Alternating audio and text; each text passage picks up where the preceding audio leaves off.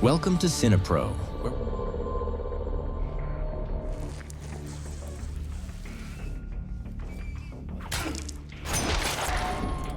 where we bring your favorite movies back to life with quick recaps, hidden details, and everything you missed. The events begin in Colombia at a company called Belko, a recruitment company that helps people find jobs in South America. One day, the employees are surprised to find armed soldiers searching them instead of the security guards. The company manager, Barry, notices that some employees are being told to go home.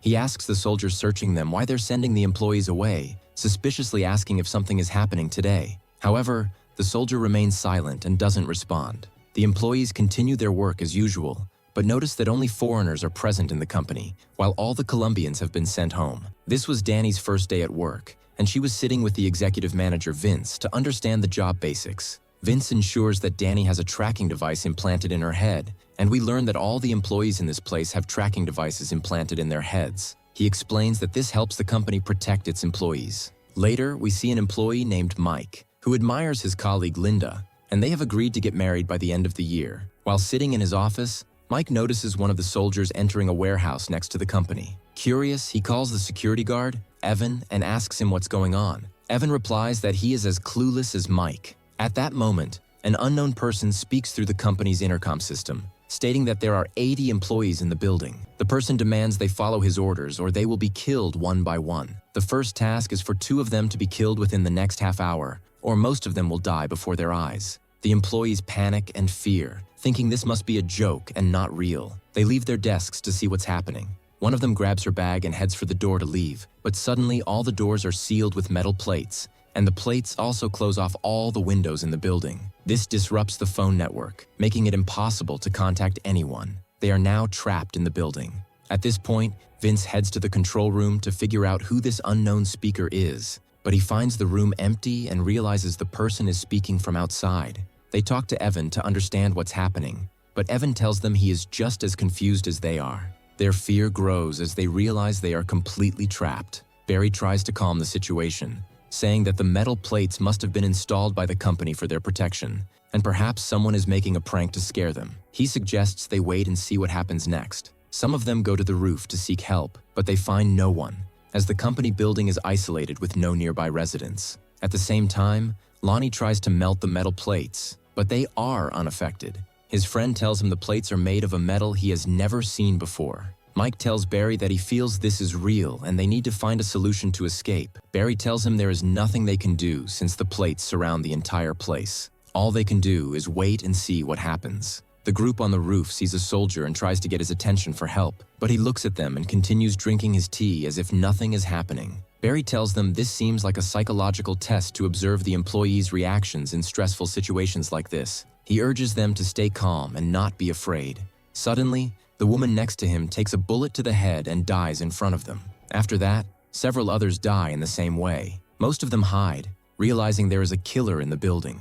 Barry examines the bodies and tells them these are not gunshot wounds. Their heads have exploded. They then understand that the tracking devices in their heads contain explosives. Without hesitation, Mike goes to the bathroom, grabs a cutter, and steels himself to try removing the tracking device from his head. The unknown speaker warns Mike through the intercom that if he doesn't stop, the device will explode within 10 seconds. Mike has no choice but to stop to avoid being killed. The secretary stitches up his wound, and Linda brings ice to place on it. An employee named Desk sees this and bothers Linda. She insults him and leaves. In another room, employees discover hidden cameras. They try to find and remove all these cameras. Meanwhile, Lonnie and Jack go to the basement to fix the air conditioners, which have stopped working.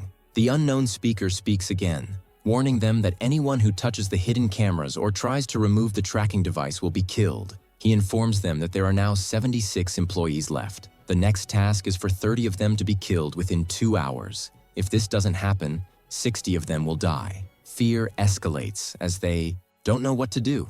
Each person becomes cautious of the others, fearing betrayal or attack. Some go to the kitchen to get knives for self-defense. In the basement, Lonnie tells Jack they should hide to avoid being betrayed. Unexpectedly, Jack betrays Lonnie and hits him on the head with a metal rod, killing him. Lonnie becomes the first of the 30 to die. Jack notices a woman named Danny hiding and witnessing what happened. She swears she won't tell anyone what she saw and begs to be let go. Jack grabs her before she can leave and tries to kill her. She pushes him away and accidentally drives nails into his head, killing him. Though she didn't intend to kill him, Jack dies. Back with the employees, Barry uses his authority as manager to gather everyone to find a solution. Linda suggests writing a distress message on a large board and hanging it on the roof for passersby to see. They agree with her idea and go with her to execute it. Barry tells them that while they carry out this plan, he will keep a few employees with him to devise a backup plan in case their plan fails. Mike and Linda gather tools to write the message.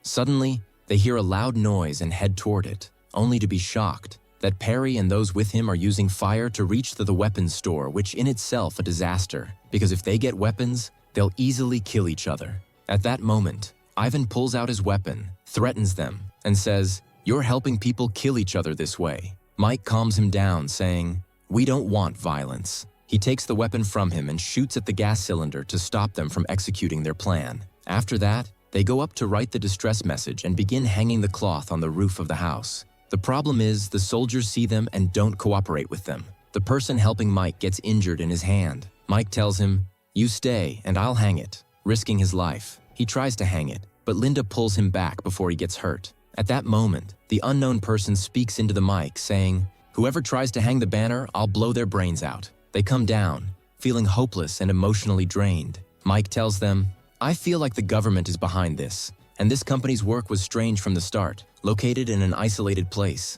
They probably built the company here specifically for this reason. We are surprised to find Barry and his men setting a trap for them." Disk raises a knife to Ivan, demanding the keys to the weapons storage, threatening to kill them otherwise. Ivan throws the keys into the basement in a fit of anger. The leader gets furious and, unfortunately, kills him with the knife. He also tries to kill Linda, but Barry stops him, saying, "Let's take the weapons." They take the keys, open the weapons storage, and seize all the weapons for themselves. This way, everyone fears them and falls under their control. They start searching for all the people hiding in the building. At that time, Danny is hiding in the grave, unseen by anyone. They gather everyone in one place under the threat of weapons. Barry tells them, "What I say will be done, and anyone who doesn't listen has only themselves to blame.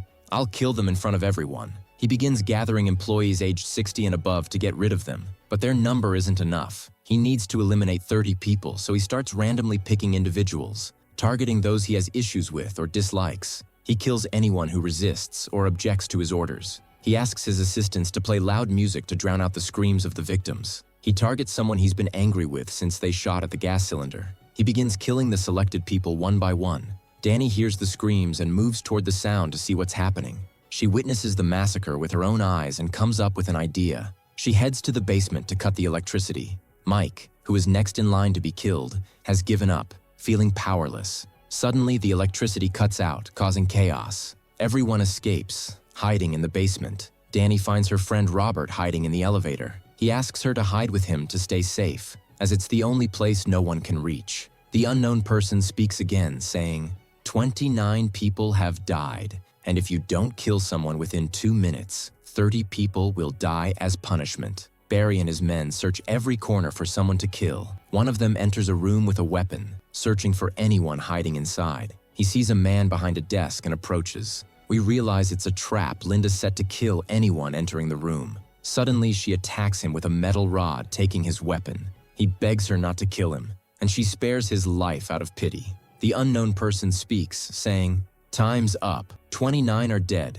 but I'll kill 30 of you as punishment for not completing the task." Most people's heads start exploding as the person kills them, randomly. After 30 people die, the unknown person speaks again, saying, "You have 1 hour. You must all kill each other, and the last person standing will be the only one to leave here alive." Barry enters the elevator to go upstairs and sees Danny hiding above the elevator. He shoots at them, but Danny quickly jumps down. He tries to jump after her, but the elevator kills him. At this point, Linda goes down to the first floor with a weapon. She finds Berto and his friend extracting explosives from the brains of the corpses Barry killed. They plan to use them to blow up the metal plate and escape. Before they proceed, Linda speaks through the intercom, asking Mike to come to the first floor and join them. They hear a sound nearby and move toward it, finding Disk killing employees and enjoying it. Linda shoots him in the hand. He manages to kill the 2 people with her, but she aims at the table and drops a metal rod on him, finishing him off. Mike arrives at her location, and she shows him the explosives they've gathered. He puts them in his pocket to use them.